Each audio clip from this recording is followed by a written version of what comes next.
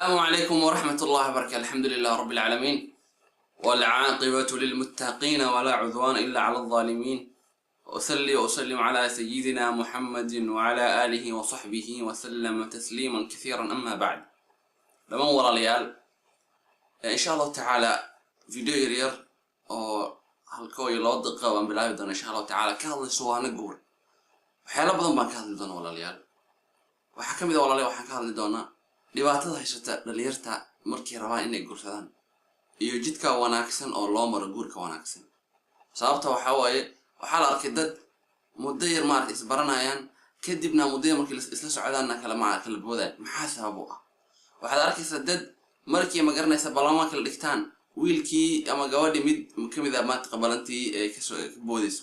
waxaan oo dhan walaalayaal waxaan fiirsan doonaa insha Allah taala mar walbana waxaan ka hadlaynaa hal qodob kamid qodobadan iyo sida wanaagsan jidkaas marka waxaan ka hadlaa jidka qaldan ka jidka wanaagsan iyo jidka wanaagsan oo suuban oo diinteena mutaqaana faras insha Allah taala. marka walaalayaal waxa waaye waxaan ay qosbay inaan maaragtay inaan ka hadlo arrimahan guurka. runtii dhalinyaro badan baa jiro iyo wiilal iyo gabdho oo jecel inay guursadaan laakiin khalado badan baa jiro qalqal badan dhaca.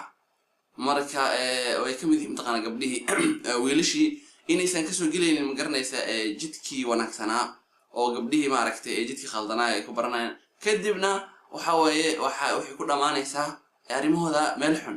leena waxa la yiri guri markii horeba xaraan lagu bilaabay oo lagama yaabo in xaraan lagu dhaqo ama wanaag iyo khayr ay ku dhamaato. marka insha Allah taala wax yar iyo qodobo yar baan ka hadlaynaa biidil mawla. marka fogaanin. Assalaamu alaykum wa rahmatullahi wa barakatuh.